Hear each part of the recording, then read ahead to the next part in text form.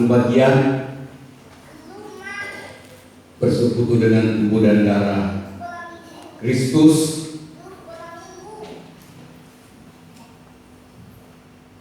kita akan melihat satu pokok pembicaraan pagi hari ini. Ya, Allah mengasihi kita. Ini berita bagus. Berita, dan memang Injil adalah berita sukacita. Allah mengasihi kita. Ini yang kita harus terus ingat. Nah, 1 Petrus 3 ayat yang ke-9, Tuhan tidak lalai menepati janjinya sekalipun ada orang yang menganggapnya sebagai kelalaian. Baca sama-sama. 3. Tetapi ia sabar terhadap kamu karena ia menghendaki supaya jangan ada yang binasa, melainkan supaya semua orang berbalik dan bertobat. Ini salah satu wujud dari kasih Allah untuk saudara dan saya. Tuhan sabar terhadap kita. Kita banyak kali melanggar. Banyak kali kita langgar firman Tuhan. Tuhan sabar terhadap kita. Kemudian, kenapa dia sabar?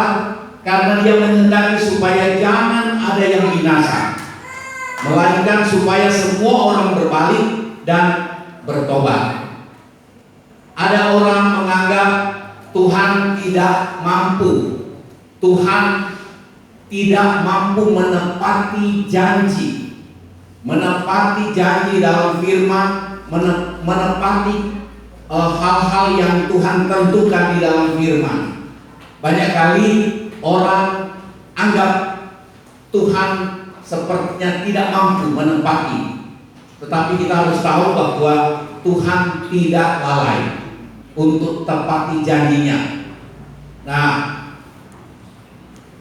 ayat 10, tetapi hari Tuhan akan tiba seperti pencuri. Pada hari itu langit akan lenyap dengan gemuruh yang dahsyat, dan unsur-unsur dunia akan hangus dalam nyala api, dan bumi dan segala yang ada di atasnya akan hilang lenyap. Saudara, keadaan yang ada di hadapan kita mendatang adalah keadaan mengerikan. Itu sebabnya Tuhan ingatkan kita untuk hidup kita berhati-hati.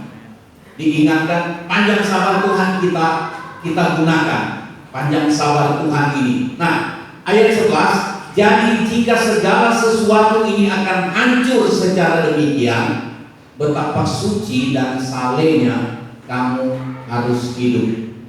Katanya ayat 10, bumi ini, dunia ini disiapkan untuk langit akan lenyap dengan gemuruh yang dahsyat, unsur-unsur dunia akan hangus dalam nyala api, dan bumi dan segala yang ada di atasnya akan hilang lenyap.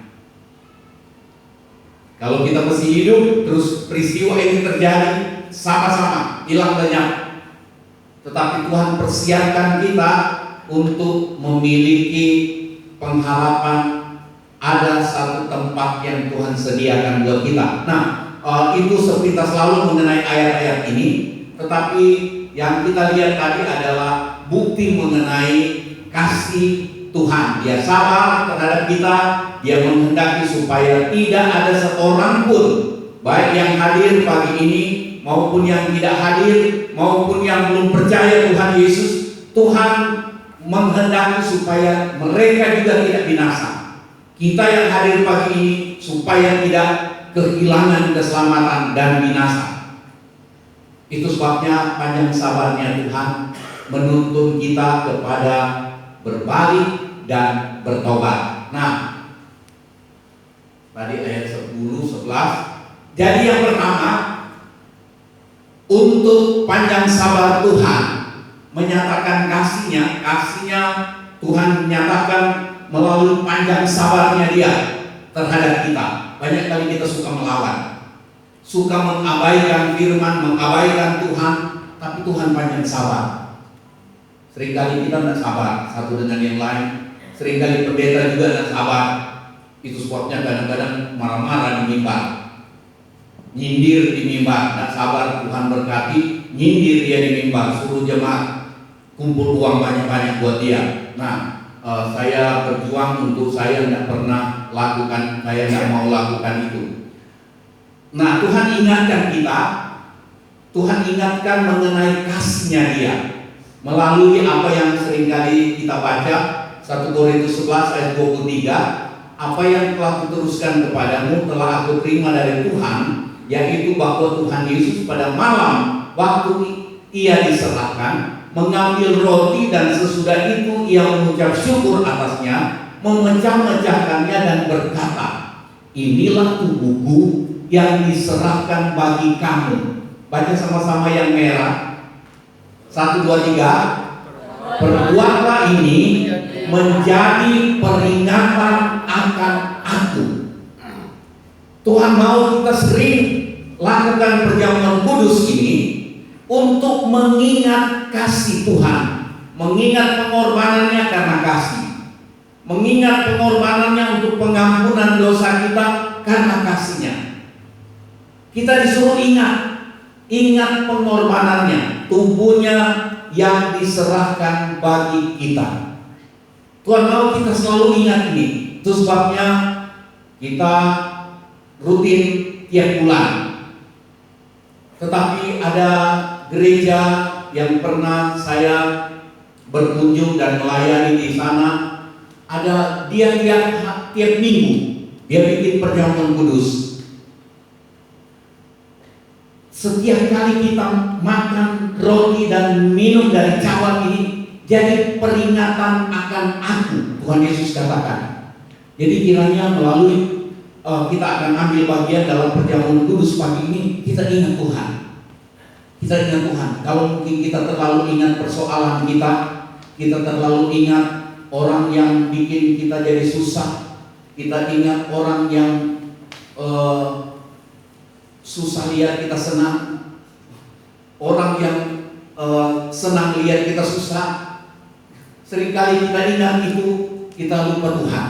Tetapi pagi ini Tuhan ingatkan kita, Tuhan memperingatkan kita untuk terus ingat Tuhan. Bukan cuma waktu kita berhadapan dengan roti dan anggur sebagai tubuh dan darah Kristus, tetapi Tuhan ingatkan kita tiap-tiap saat. Ingat Tuhan. Katanya apa? Bahasa Jawa, eling atau iling? Ah? Eling menungso bakal mati. Eling hidup di dunia katanya tidak lama, begitu. Nah, kita berhadapan dengan satu peristiwa di Panarukan. Saya percaya ini bukan kebetulan. Seizin Tuhan terjadi untuk bikin kita ingat hidup kita, tapi ingat kasih Tuhan. Amin. Ingat kasih Tuhan.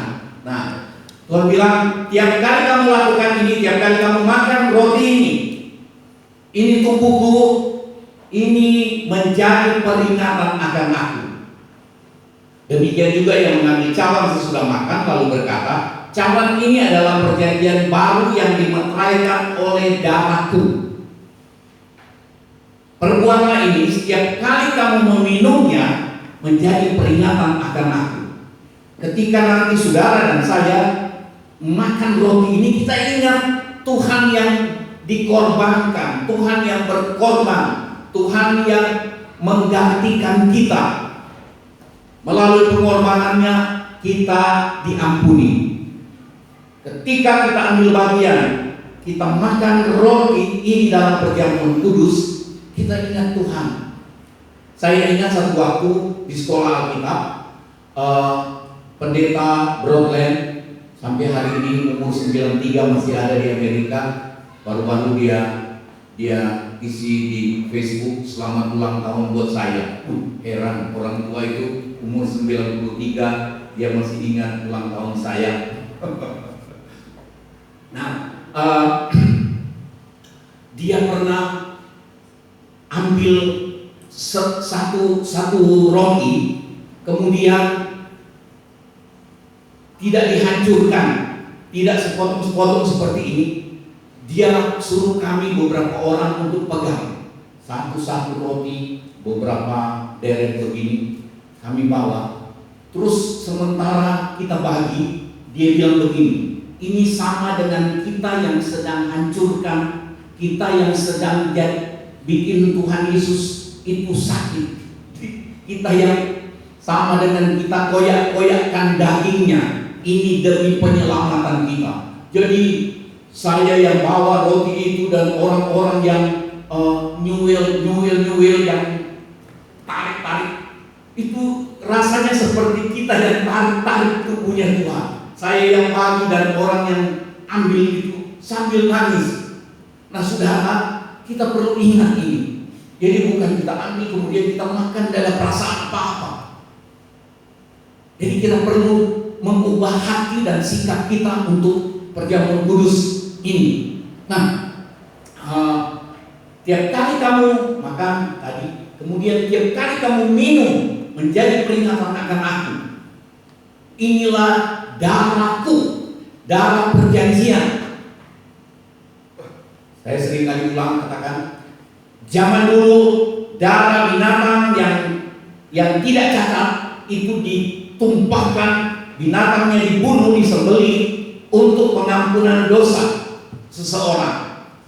Tetapi Tuhan Yesus lakukan buat semua orang dan untuk selama-lamanya, cuma satu kali itu.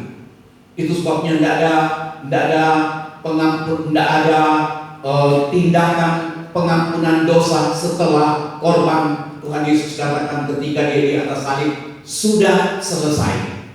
Jadi kita ingat ini.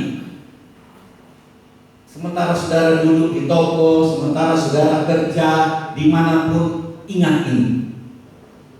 Ingat mengenai Tuhan yang berkorban untuk kita, supaya hidup kita ingat kasih Tuhan, kita ingat panjang sabarnya Tuhan. Ada kesempatan kalau kita sudah menyimpang, panjang sabar Tuhan menunggu kita hari ini. Kedua, karena kasihnya, tadi kita bicara mengenai kasih Tuhan. Dari satu sisi Tuhan panjang sabar. Panjang sabar. Seringkali entah sudah 10 kali atau 100 kali kita bikin salah dan Tuhan peringatkan. Mungkin waktu Tuhan peringatkan, kadang-kadang 10 kali peringatannya mungkin 2 kali kita tanggapi. Tapi panjang sabarnya Tuhan luar biasa. Nah, tetapi itu karena kasihnya, ada panjang sabar untuk beri kita kesempatan bertobat dan berbalik kepada Tuhan. Nah, yang kedua, dalam kasih Tuhan itu seringkali terpaksa Tuhan menegur dan menghajar. Sama dengan saudara dan saya sebagai orang tua atau sebagai orang yang lebih tua dari seseorang, kita suka kalau orang itu sudah menyimpang, sudah salah, kita tegur. Dan tidak mungkin kalau saya lihat orang lain mungkin cuma sampai tegur, tapi tidak mungkin menghajar. Tapi kalau anak pasti dihajar. Nah, kita lihat kasih Tuhan yang wujud kasih Tuhan yang kedua ini, yaitu menegur dan menghajar. Itu kalau terpaksa. Wahyu 3 ayat 19, barang siapa ku kasihi, ia ku tegur dan ku hajar. Sebab itu relakanlah hatimu dan bertobatlah. Ibrani 12 ayat 6 katakan, karena Tuhan menghajar orang yang dikasihinya dan ia menyesal atau mencambuk. Terjemahan lain katakan dia mencambuk takut, menyesal orang yang diakuinya sebagai anak. Kan kita senang ya, seringkali kita dengar berita atau khotbah bahwa percaya Tuhan Yesus, kita jadi anak-anak Allah. Wah, kita jadi anak-anak raja. Cuma itu.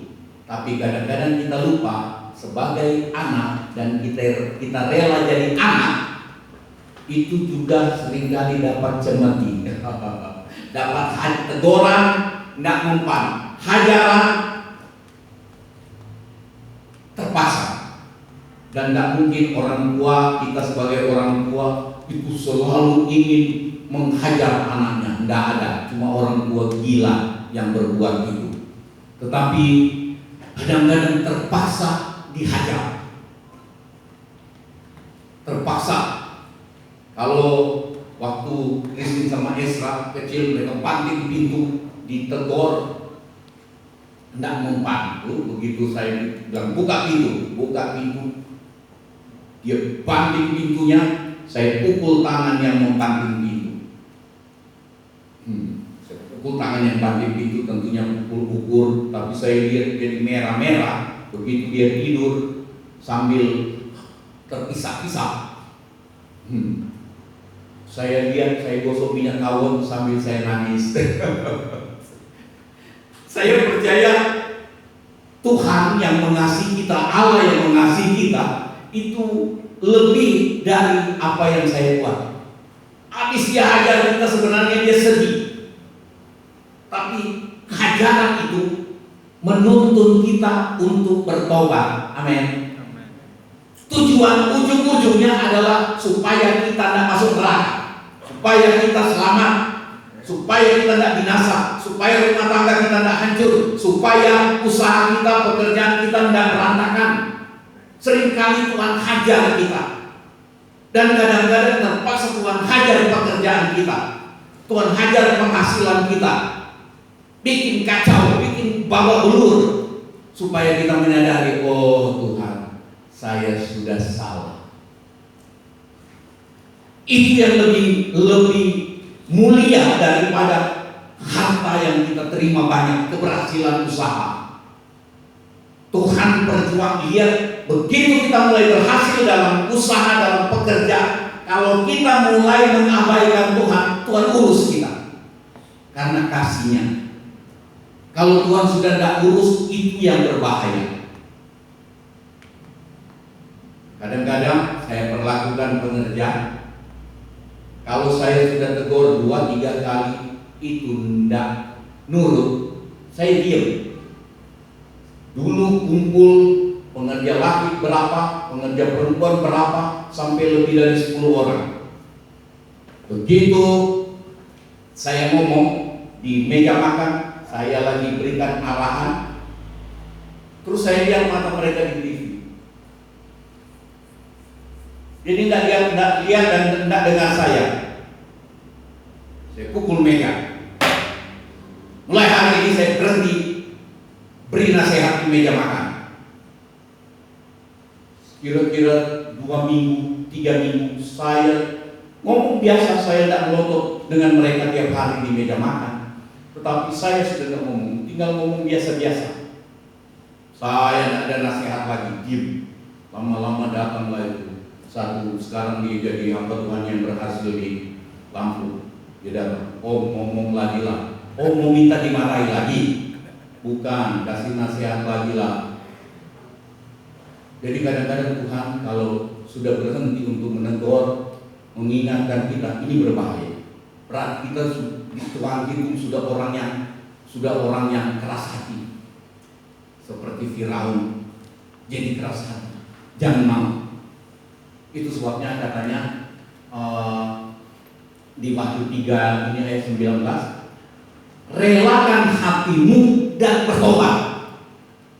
Ketika Tuhan tegur kita dengan cara apapun, entah dengan penyakit, dengan kegagalan usaha, dengan kekecewaan dari siapapun atau karena apapun, kita tangkap itu sebagai salah satu hal yang Tuhan izinkan untuk menegur. Kadang-kadang menghajar kita. Relakan hati, Kalau ada orang tidak rela hati, dia langsung berhenti. Tidak gereja-gerejaan, tidak pelayanan-pelayanan, tidak melo-melo, tidak. Oh, pokoknya tidak ikut-ikut. Tuhan bilang, jangan tawar hati. Relakan hatimu dan tobat. Amin. Nah, supaya kita tidak kehilangan keselamatan. Nah, Ibrani 12 ayat 5, dan sudah lupakan kamu akan nasihat yang berbicara kepada kamu seperti kepada anak-anak. Hai anakku, janganlah anggap enteng didikan Tuhan, dan janganlah putus asa apabila engkau diperingatkannya. Jangan putus asa kalau Tuhan peringatkan. Ketika datang kepada Tuhan, hanya Dia yang mampu pulihkan kita. Pulihkan hubungan kita dengan Tuhan. Tuhan pulihkan keadaan kita, entah kesehatan, entah rumah tangga, entah usaha, dan lain-lain. Hanya Tuhan yang mampu pulihkan pada waktu yang Tuhan tahu paling tepat. Amin.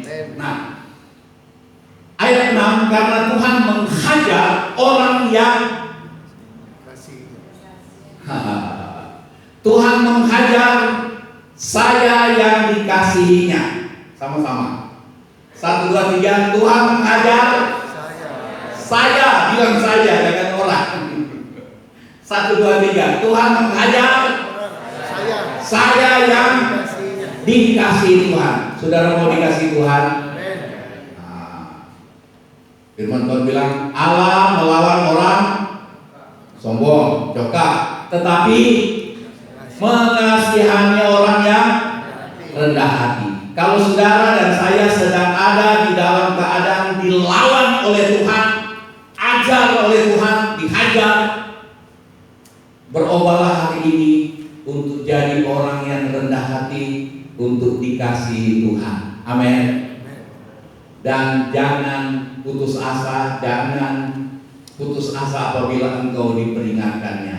Karena Tuhan menghajar orang yang dikasihnya, dan Ia menyesal atau mencambuk orang yang diakuinya sebagai anak.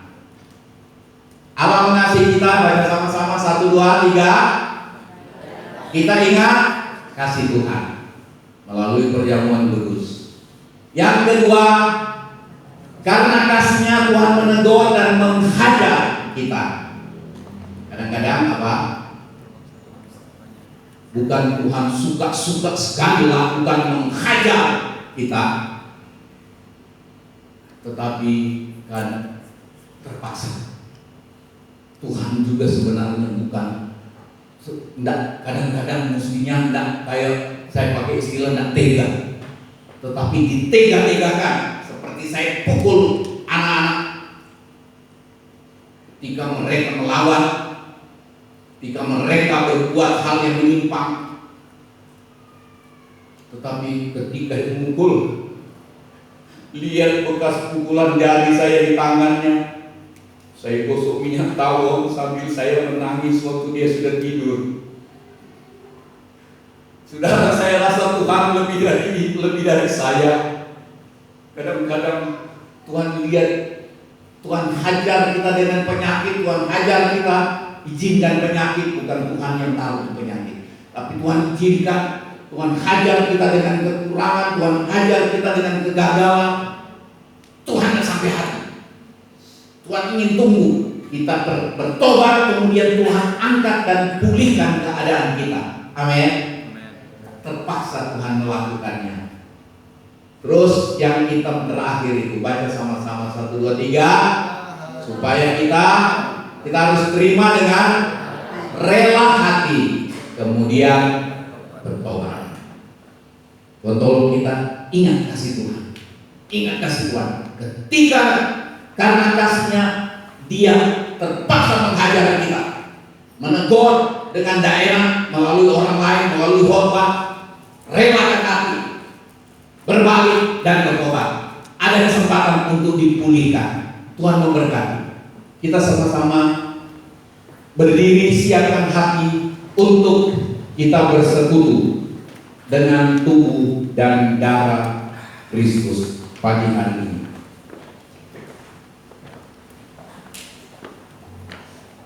Betapa besar kasih-Mu Allahku.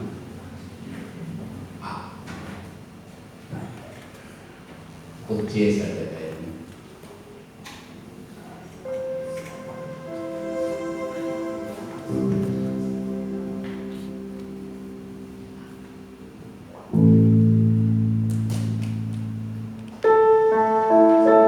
Betapa besar kasih-Mu Allah, sehingga Kau berikan Yesus padaku, supaya aku tidak binasa, melainkan beroleh hidup yang kekal. Sekali lagi, betapa besar kasih-Mu aku, sehingga Kau berikan Yesus padaku, supaya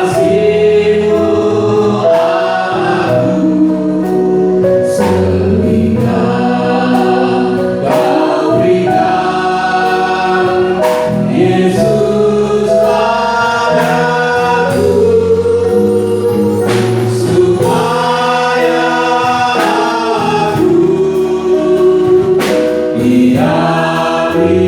binasa, melainkan beroleh hidup yang kekal. Ku sembah Engkau, kita angkat tangan di hadapan Tuhan. Ku sembah Kau, ku sembah Kau. Saya undang Bapak Agus dan Bapak Hendra dan Bapak ku sembah, ku sembah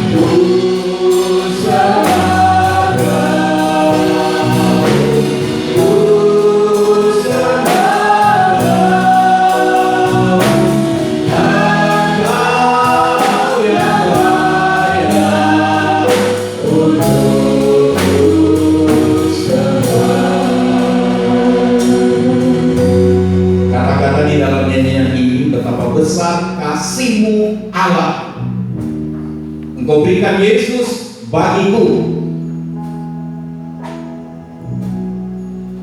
Pada malam sebelum Tuhan Yesus diserahkan, Tuhan Yesus berkata, makanlah roti ini adalah tubuhku yang diserahkan bagi kamu, diserahkan untuk disembelih di atas kayu salib. Suratan Petrus katakan, Dia menanggung segala dosa kita dalam tubuhnya di atas kayu salib, supaya kita dibenarkan, dan juga oleh luka-lukanya, oleh bilur-bilurnya, penyakit kita disembuhkan. Terima ini dengan iman. Engkau yang sakit, engkau yang sakit hati, pagi ini kita ingat, ketika saudara memegang roti di tangan kanan saudara sebentar, ketika kita memakan, Tuhan Yesus katakan, tiap kali kamu makan roti ini, menjadi peringatan akan aku. Ingat kasih Tuhan yang rela memberi dirinya, diserahkan, disembelih untuk saudara dan saya. Kita ingat kasih ini supaya mendorong kita untuk bertahan hidup dalam kebenaran.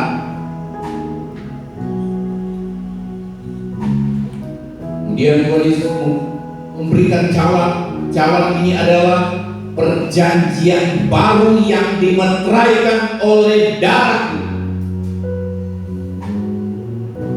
Tuhan ini, kita ingat ini supaya kita terus utamakan hidup keselamatan kita.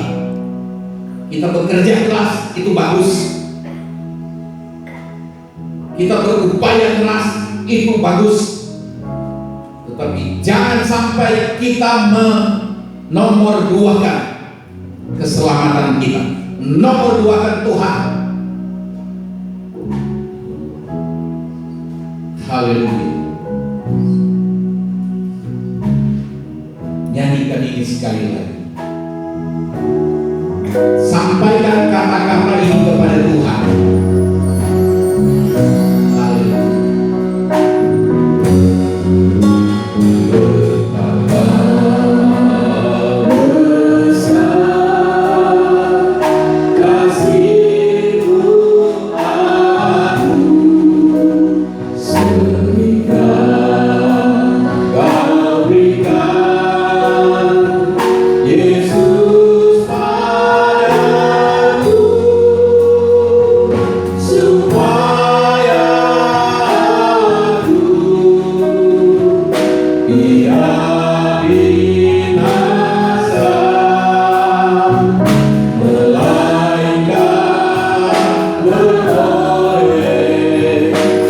You